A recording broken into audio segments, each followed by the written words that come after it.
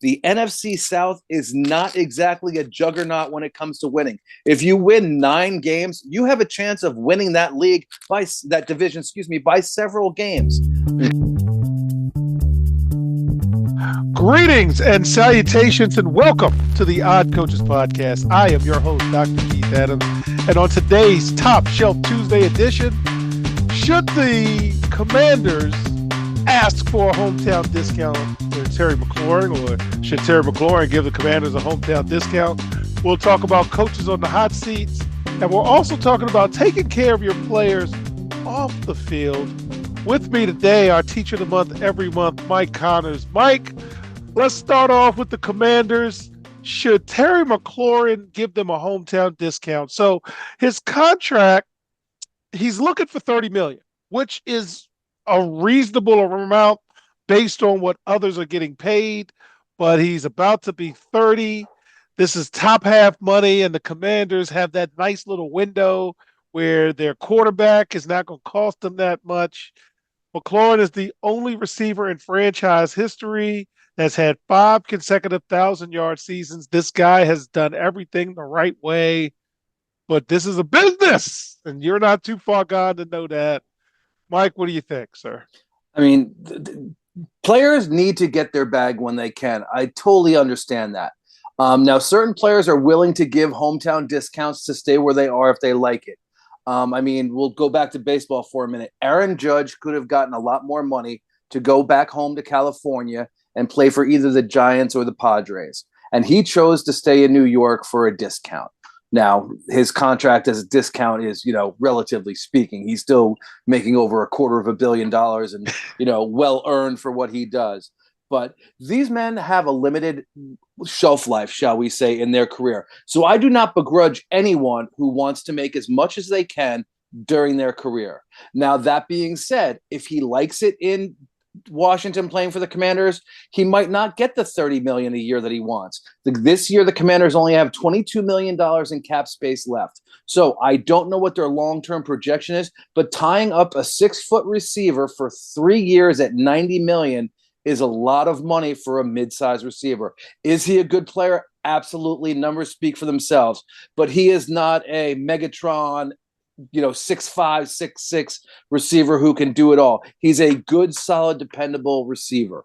He's not a stretch the field guy, go deep every play. He's not a jump ball guy, and not taking anything away. I wish I could have his career and say, someone pay me $30 million, but it's going to be hard for him to garner that contract with the way that the Redskins are structured right now. And like you said, it is a limited window where they have this young man under the quarterback first contract for 4 or 5 years. And then if he keeps playing the way he did last year, he's going to be one of the highest paid quarterbacks for a short period of time, just because every year it resets and then the next year someone's the highest paid.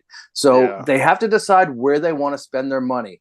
We've all known that there are running backs in the league. Let's look at the Giants, Saquon Barkley. The Giants didn't think he was worth 13, 14 a year. They offered him around 9. He left and went to the Eagles. Great situation for him. Not everyone puts a value on that position like that. I don't know that the Commanders franchise well enough to say if they value that position or this young man enough to say, you know what, we can cut and skimp and save here to get $30 million for him. But from everything that I've read about it, I just don't see it happening. But I hope someone else does give him the contract that he wants. Yeah, this is a no-bum conversation, as we like to say. And Terry McLaurin is in the final year, and he's coming off a career-best 13 touchdowns. He is. And if he does sign a new deal, hopefully it lines up with Jaden Daniels, but that's a tough one. And Cheapo Keith is not. I'm not paying $30 million for him. I'm going to move on and wish him well, and try to find a younger receiver. But with that being said, boring versus exciting. Tampa Bay has been very, very boring, Mike. The Tampa Bay Buccaneers have signed Coach Todd Bowles and general manager Jason Light to multi-year contract extensions. Todd Bowles is 61. He's entering his 4th season as team's head coach. They're 27-24, having won 3 consecutive NFC South titles. Now, again, not the hardest division, but you beat who's in front of you. I like dull. I like boring. They're doing very dull, boring things. So I'm probably looking at doing something strictly for entertainment purposes only in terms of Tampa Bay. What are your thoughts on Tampa Bay's boring move of re-signing their coach and GM? I like Bowles. He's out of Elizabeth, New Jersey, and played his college ball where, Keith? Temple University. So Okay. he's an East Coast guy. I like him a lot. I thought he said a lot of good things when he's with the Jets, but the thing for him is he's a defensive minded coach. He's not one of these young offensive minds who was a passing coordinator somewhere or a running game coordinator. He's a defensive coach. He started out coaching at Morehouse College, then Grambling State, and then worked his way up into the big leagues. And, he's coached before as a head coach before Tampa. He was with the Jets, which, as we know, is a place where all coaches go to die. The only celebrated Jets coach is the winner of Super Bowl III, and Webb Eubanks is not a name that rolls off your tongue, even though he's a Hall of Fame coach. So I like the fact that the Tampa Bay Bucks gave him a chance to be a head coach again. I like the fact that he's a defensive-minded coach down there because, as you said, boring can win games. The NFC South is not exactly a juggernaut when it comes to winning. If you win 9 games, you have a chance of winning that division, by several games. Okay, we've talked about how their offense made some progress last year. Their quarterback, I'm drawing a blank real quick. Baker Mayfield, not flashy, goes out, gets it done. He was heartbroken when he left the Browns. He did a decent job in Carolina, another place where players go to die, and he's done a very nice job in Tampa. They've rewarded him with a good contract. He's a good locker room guy. So I think Tampa is going to be boring, but boring can win games. They don't need to be flashy. You can run 10-yard outs, run the ball a little bit here and there, and just march the ball down the field, play solid defense, and win the NFC South. So I like that. All right. And to close the segment, New England has been exciting. So the New England Patriots haven't made the playoffs in 3 years. It's their longest drought since Robert Kraft bought the team in 1994. The dynasty that was 6 Super Bowls and 18 seasons and all of that. Hey, that's a lot of time between that. But Robert Kraft has firmly said, and he told Adam Schefter in an interview, that the last 2 years were the worst of his 31 years. We have to change that. We have a new coach in Mike Vrabel who is really connected with the players. Kraft believes Mike Vrabel can steer the franchise back. This is exciting because the owner is writing checks, and the owner hadn't run a 40. Owner hadn't gone across the middle. Owner hadn't lined up against the other team's defensive linemen. Any thoughts about Robert Kraft speaking the positive about the New England Patriots? Well, he had one of the most successful franchises in sports history. The big debate was it Bill Belichick or was it Tom Brady? It was both of them. If you only had one, you weren't winning 6 Super Bowls. You might have won a couple, but you weren't winning 6. That was the perfect storm for a long time up in New England. And that's a hard thing to come off of. I'm a New York Yankee fan. We had a dynasty in the 90s, and it's hard to come off of that. You win 89 games and you come in second in your division. Some franchises would be ecstatic with that. Yankee fans aren't. The New England fans have been spoiled for a long time. Okay, so having a few down seasons is not the end of the world. But that being said, Kraft is willing to put his money where his mouth is and invest and go out and get the things that he needs. And he handpicked Mike Vrabel to be the next coach. Was there tampering involved in this hire? I don't know, but there was some speculation that early on of who the coach was going to be before the season was even over, and he was still a consultant with one of the Ohio teams. So Vrabel has proven to be a good coach. He was in Tennessee for 6 years. He won 54 games. He won several division titles. He's a player's player coach, defensive guy, Ohio State linebacker U. So, Vrabel could be a great fit. But will he have the parts there to work with? They have questions at quarterback. They have questions on offensive line. So this isn't just one piece that we need to change, and then we'll go from there. Vrabel could do a good job, but will it be 1 year that gets him there, 3 years that get him there? It'll be interesting to see how this rebuild is because, again, teams like New England get spoiled after being such a powerhouse for so long. Yeah, but for me, I don't need the owner in the news. There's a team in Texas that has known her in the news all the time. It doesn't work out well for him. Didn't he get in trouble at one of the games for going to was he out with what with the quarterback from Cleveland getting a massage somewhere? I'm not touching any of that. So no one touched anything, we wouldn't have that problem. With that, fans, in segment 2, as we enter the season, there's a few coaches on the hot seat. We're going to talk to Mike about which one he thinks should not own but rent. We'll be right back on the Hot Coaches Podcast. Hi, everyone. Dr. Keith Adams here.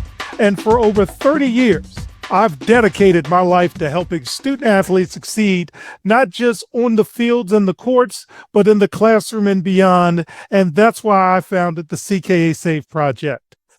The CKA Save Project understands that finding the balance between academics and athletics is crucial for long-term success.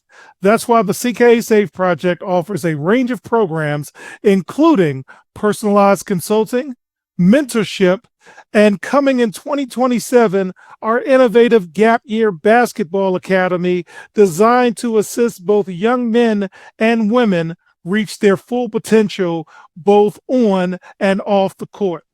I'm incredibly excited to announce that the CKA Save Project is now partnering with the Cascade Sports Network. This partnership will allow us the opportunity to amplify our message and reach even more student athletes through the Odd Coaches Podcast and other exciting initiatives.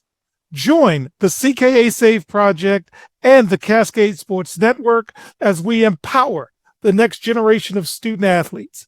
Visit CKA on the web at www.ckasaveproject.org to learn more. Let's work together to find the balance and help unlock your potential. Welcome back to the Odd Coaches Podcast in segment 2. We're getting ready for the season. We are less than maybe 4 weeks from the airing of this show for the Hall of Fame game, which is at the end of July. We got a few coaches that, if you don't have a good start, you might not have a finish. So, Mike, as we scan the league, there's a couple of coaches out there that may be a little worried. Who should be worried, in your opinion? Who's on the hot seat for you? Well, one of the first coaches' names that popped up when we were talking about who was on the hot seat was Sean McDermott up in Buffalo. How people can think he should be on the hot seat is beyond belief to me. The man won 93 games in his first 8 seasons. He's won 10 or more games multiple times. He's a great coach. Buffalo was always in the hunt since he's been there. And the big stink is going to be he hasn't won a Super Bowl yet. So, of course, I have some statistics for you. Keith, do you know how many coaches there have been in NFL history, head coaches? How many? There have been 531 coaches, head coaches in NFL history. Keith, I'm going to follow this up with a second question. Do you know how many NFL head coaches have won a Super Bowl?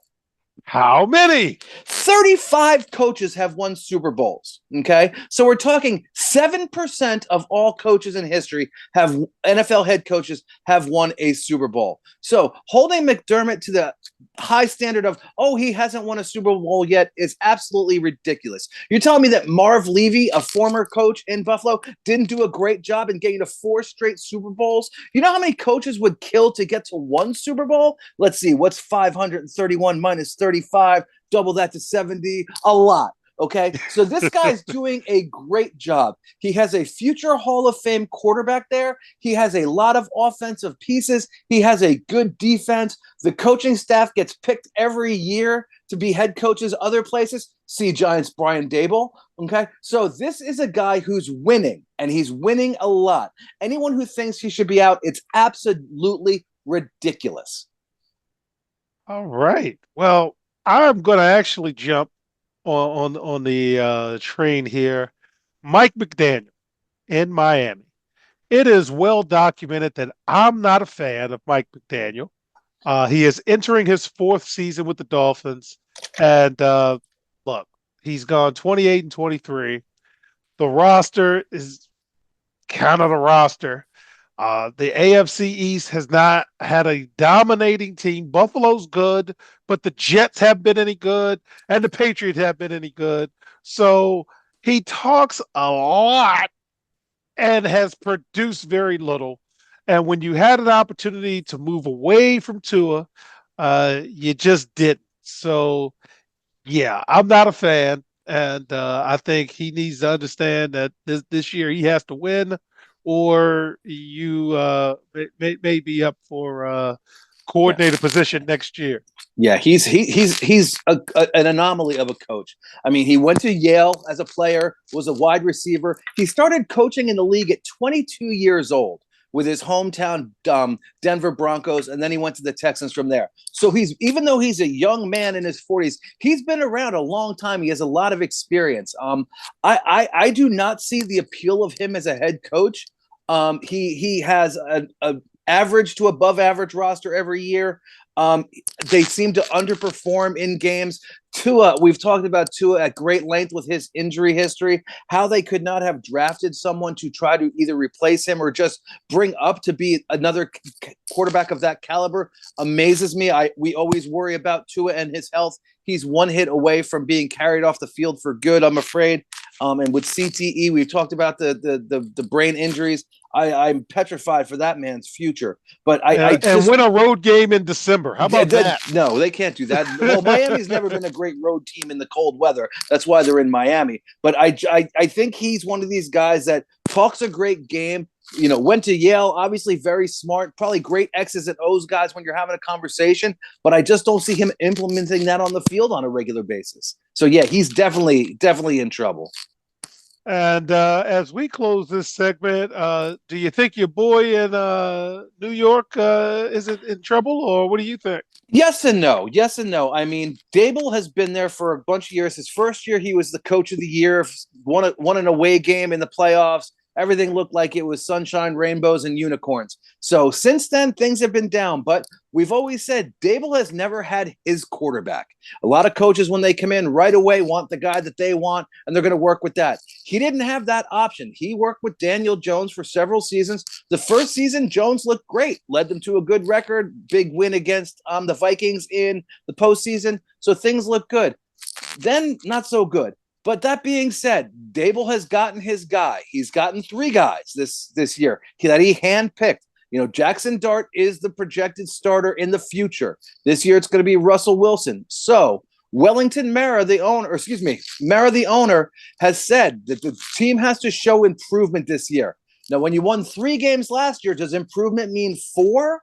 Does it mean the locker room is more on your side? Does it mean that this Jackson Dart shows progress and could be a quarterback of the future? Does Russell Wilson revive his career and, you know, have an all-pro season and lead the team to a 7-9 record? And is that the progress we need? So it's a very gray area as to what Dable has to do to keep his job. But that being said, the Giants have historically, going back a long way, been a very stable franchise. Over the last 8-9 years, that hasn't been the case. It's been 2 years and out for coaches, 2 year and out for coaches, 2 year and out for a coach. So I think Mara wants to get some stability back.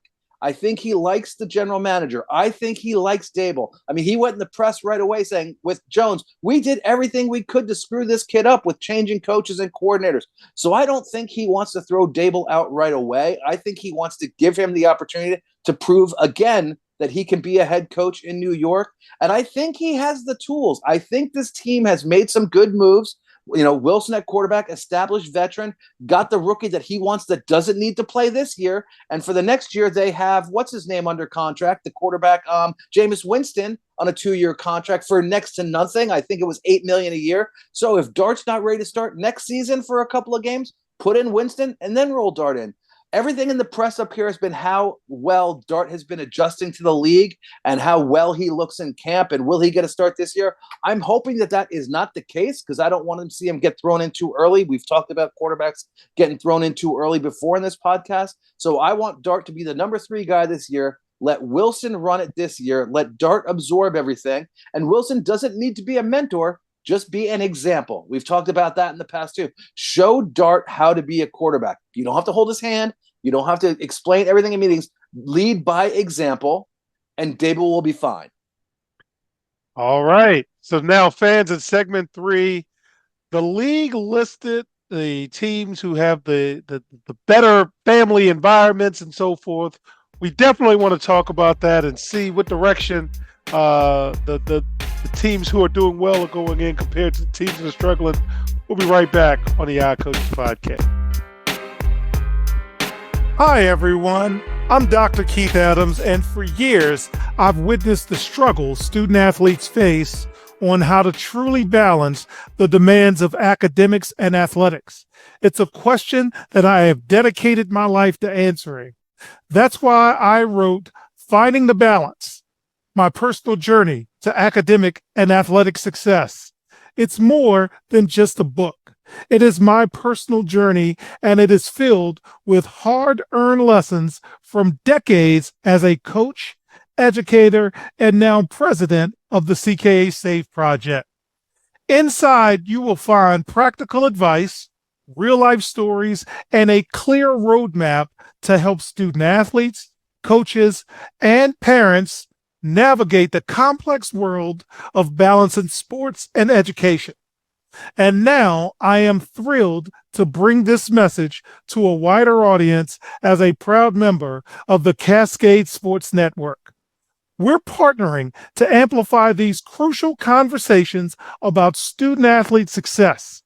I believe every student-athlete deserves the opportunity to reach their full potential, both on and off the court and the field. You can purchase your copy directly from our website at www.ckasafeproject.org. Join me and the Cascade Sports Network as we work together to help every student athlete succeed.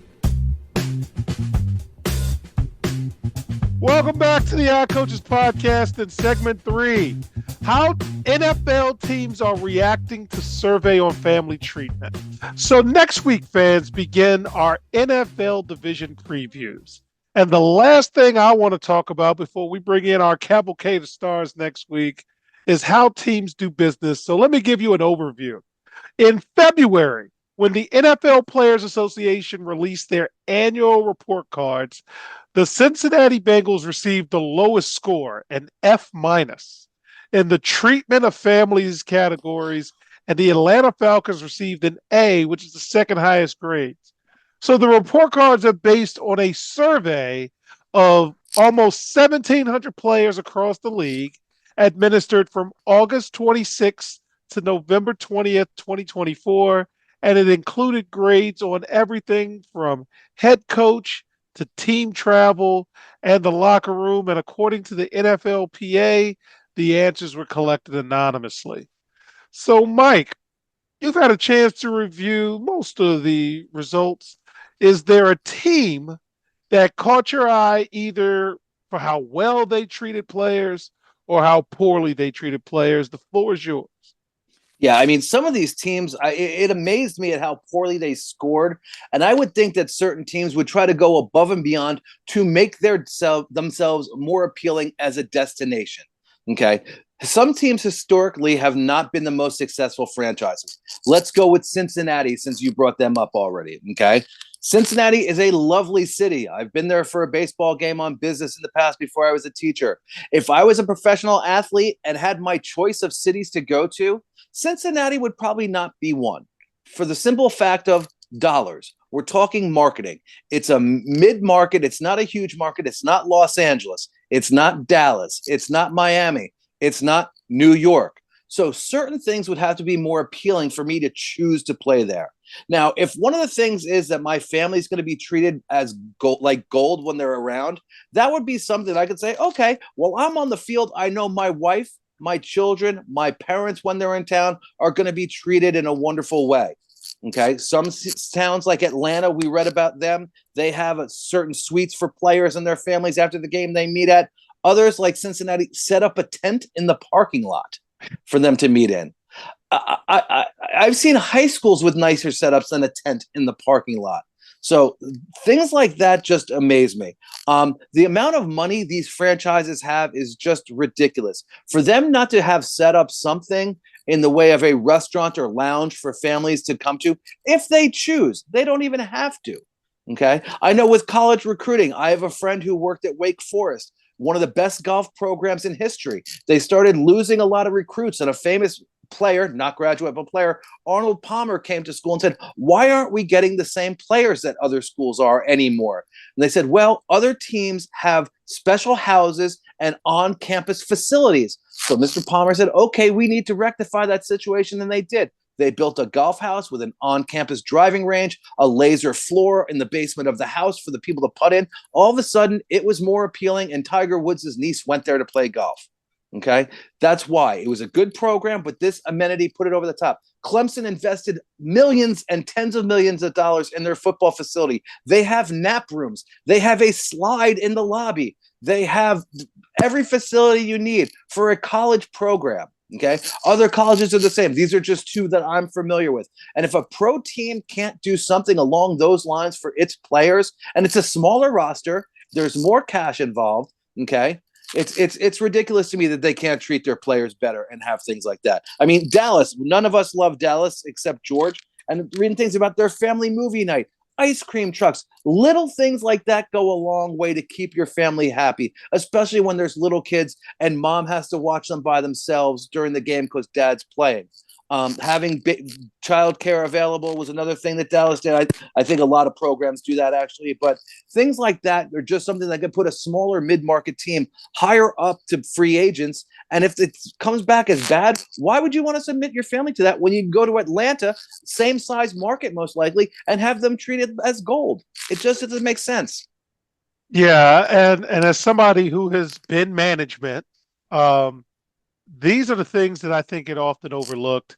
And without going too deep, folks, Mike was in my department when they may I say, Yeah, when they adopted their child. And I remember Mike saying, man, how are we going to do this leave thing? And I said, you're going to take all the time that you're allocated, and we're going to be okay because this is family.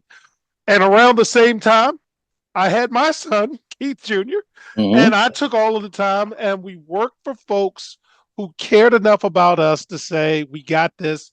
Don't you worry about it. absolutely. So now when I look at what Jacksonville does, and they get an F for their treatment of families, I'm like, how can a small-time department head get it right, and teams with an exorbitant amount of money annually can't get it right? That's the kind of things that bother me, because these are things you don't have to whiff on. These are the things you don't have to do wrong. Having a place for the wives, the children to be at, having people, not one person, but people, assigned to make sure that the day-to-day is okay throughout the weeks, the tickets and where they're meeting their players afterwards. As they coach, parents knew we're going to have them downstairs for X amount of time, but once we have them done, here's where you can wait for them. Here's what you can do with them. So those are the types of things that just bother me. And the teams that tend to lose are teams that tend not to treat people very well. Mike, any closing thoughts before we wrap up this week? No, I'm just looking forward to next week when we start our division analysis and ramping up. The season's getting closer and closer. Yes. Like you said, a little over a month, and we start the preseason games. So it's right around the corner. And fans will start with the AFC North and then go from there. So a lot of Pittsburgh, Cincinnati, we'll make fun of Cincinnati, Cleveland, and dare I say Baltimore. So we talk too much about Cleveland. That place, let's cut them out. They're not winning anything. There you go. All right. Focus on the other teams. So on behalf of our teacher of the month every month, Mike Connors, I'm Dr. Keith Adams saying thank you for listening and or watching the Odd Coaches podcast, also seen on the Cascade Sports Network. And we will see you on the sidelines. Until next time, take care. Peace. The Odd Coaches podcast is sponsored by the CKA Save Project. The CKA Save Project is an industry leader in providing student-athlete academic and athletic support. From assessing student-athletes' academic and athletic skills, to measuring and monitoring student-athlete academic progress, to improving student-athlete time management and organizational skills, the CKA Save Project provides wraparound services for student-athletes from middle school through college. For more information, visit us on the web at www.ckasaveproject.org or schedule a free consultation with Dr. Keith Adams by emailing cka@ckasaveproject.org. We hope you enjoyed today's show. The Odd Coaches Podcast drops new episodes every Tuesday through Friday on most weeks. Make sure you subscribe to the Odd Coaches Podcast on Apple Music, iHeartRadio, Podbean, Spotify, and YouTube. Follow the Odd Coaches Podcast on Twitter and Instagram at Odd Coaches. Follow Dr. Adams on Twitter and Instagram at CKA Save Project. In addition, follow Coach Mike Francis on Twitter and Instagram at Coach Franchise, spelled Coach FRANCHIZE. For more information about the CKA Save Project, please visit them on the web at www.ckasaveproject.org. See you next time on the Odd Coaches Podcast.